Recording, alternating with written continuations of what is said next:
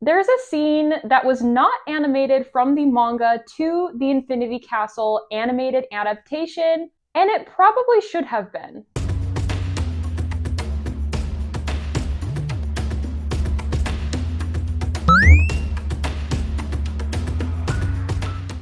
Hello there, my fandom friends! Today, we are going to be talking about manga 17 of Demon Slayer by Gotoge. Now, if you don't know, this book was actually animated in full from the movie that just came out. So if you have not seen the movie, I highly recommend you go watch that first and then come back to watch this video if you so desire. Today, we are going to be talking about a very important couple-page scene that was in the manga that they actually did not put in the animation. Before I talk about this scene that was not animated, I am going to just kind of discuss my thoughts about this in a non-spoilery way. So you are safe for now if you have not read the manga. Basically, there is a couple-page scene in this manga during the Akaza versus Tanjiro and Giyu battle that was not animated. Now, my thoughts for this is because this scene is a flashback to a different character that still plays a very major role. However, it's a flashback, and I wonder if the pacing in that moment just wasn't right during this whole battle. I do, however, think that this scene has the potential to be in the next movie. I really do think it needs to be animated, because if it's not, I feel like there's going to be even more plot holes than there already are in Demon Slayer. I'm wondering if this scene will actually be the opening of movie 2.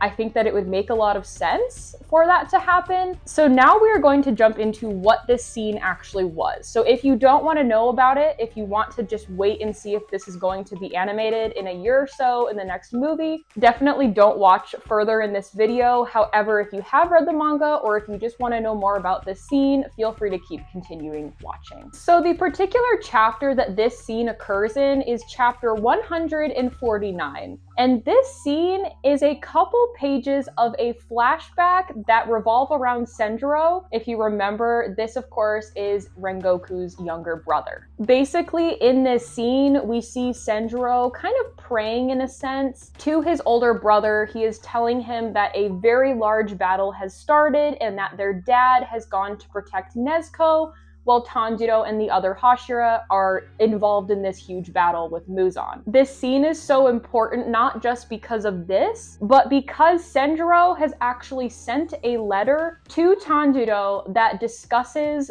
flame breathing. Now, this is huge because this dates back to the Mugen Train arc when Tanjiro asked Rengoku, "What is Hinokami Kagura? What is happening with my family line? Do you know anything about this?" And Rengoku was just like, "Nope, don't know what you're talking about." So for Senjuro to find critical information about flame breathing, and more specifically, it is revolving around a conversation that a flame breather had with Yoriichi, who they describe as a breather with sun breathing. This is incredibly important that Tanjiro gets that letter explaining all of this. Basically, Yoriichi in this moment, from this source that Senjuro has, is information regarding him going up against Muzan. And the scene basically ends with Senjuro basically praying that Tanjiro gets this letter in time. And we see that the letter has not yet reached Tanjiro. We get a little clip of a crow holding the letter, but it's during all of this when Tanjiro and Akaza are fighting each other. So that concludes this scene that was